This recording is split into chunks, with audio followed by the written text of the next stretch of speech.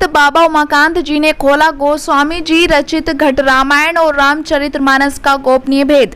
चाहे सुनने में थोड़ा कड़क लगे, लेकिन सत्य बोलकर सबका भला करने वाले, कूप मंडू की लकीर के फकीर ने बनने की बात समझाने वाले, गुण रहस्यों से पर्दा उठाने वाले, परफेक्ट समझे जाने वाले, सिस्टम की सीमाएं बताने वाले, आंखों देखी बात करने वाले, किताबों से आगे जाकर प्रैक्टिकल करवाने वाले, इस समय के पूरे समर्थ संत सतगुरु जैन वाले बाबा उमाकांत जी ने बताया कि आजकल वेद न कोई पढ़ता है न कोई जानता है, आगे की जानकारी वेदों में भी नहीं है।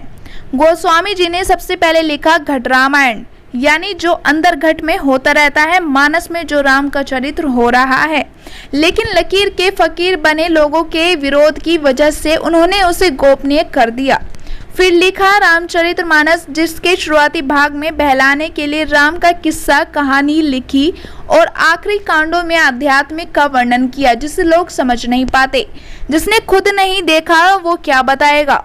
लोग किताबों में ही उलझे रह गए, सिख भी किताब पढ़ने में ही रह गए, जबकि वक्त के गुरु को खोजने, उनके पास जाकर अपना कल्याण करने के लिए लिखा है। मध्य प्रदेश के उज्जैन से एमडी रीना मसीही की रिपोर्ट। रामचरितमानस है, लिखा तो गोस्वामी जी महाराज ने सबसे पहले घट रामायण। घट रामायण किसको कहते हैं? जो अंदर घट में होता रहता है, यानी समझ लो कि 24 घंटा जो दृश्य दिखाई पड़ता रहता है, मानस में जो राम का चरित्र हो रहा है, उन्होंने उसको लिखा। लेकिन उस समय उनका बड़ा विरोध हुआ, बहुत विरोध हुआ।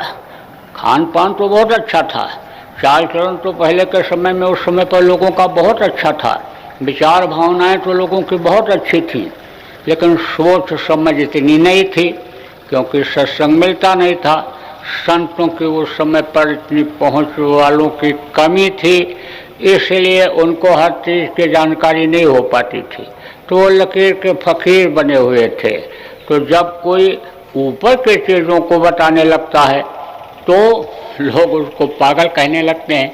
जो चीज़ यहाँ नहीं दिखाई पड़ती है उसको जब कोई बोलने लगता है, कहने लगता है, बताने लगता है, तो लोगों को विश्वास नहीं होता है। और बार बार अगर उसी बात को कहने लग जाए तो लोग कहेंगे ये पागल है, ये पागल है। तो कहा ना, पलटू नाहा घोकता, साध देख कर स्वान, और जगत भगत सो बैर है, चारों युग परमान।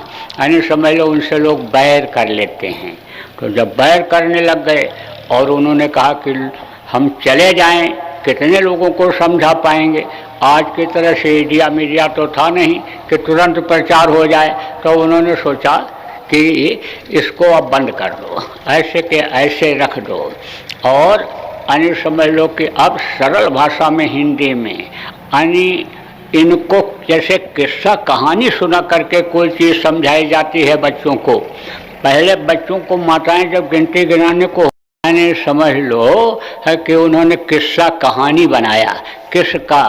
राम जो मर्यादा पुरुषोत्तम थे, उनकी एक कहानी बनाई कि वो वहाँ पर पैदा हुए, गुरु के आश्रम पर पढ़ने के लिए गए, वहाँ से सीख के आए, फिर राजगद्दी पर ठोकर मारा, फिर जंगल में गए, बंदर भालुओं को इकट्ठा किया और उनके द्वारा रावण का विनाश किया, फिर वापस अयोध्या आए। तो यह सब तो शुरू में किस्सा कहानी बनाया उन्होंने। है तो सब आदर्शात्मक। वो उनके इतिहास को कोई पढ़ करके, राम के इतिहास को पढ़ करके और राम के अनुसार अगर चलने लग जाए तो हम तो उसको पक्का भक्त मानेंगे।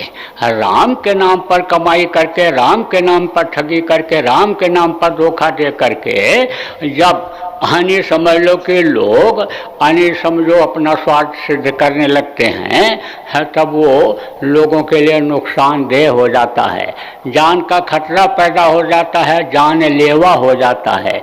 लेकिन अगर उनके आदर्शों पर चला करके उस तरह से अगर काम किया जाए, कराया जाए, तो अभी पूरा लाभ मिल जाएगा। तो इस तरह से उन्होंने एक किस्सा कहानी बना करके लोगों का मन उधर लगा करके और फिर अपने आखिरी उधर कांडों में यानी समझ लो उन्होंने आध्यात्म का वर्णन कर दिया। अब वो आध्यात्म सबके समझ में तो आता नहीं है। जैसे कहो कि अंधे को कहो कि देखो ये भगवान खड़े हैं, तो उसको क्या दिखाई पड़ेगा? है।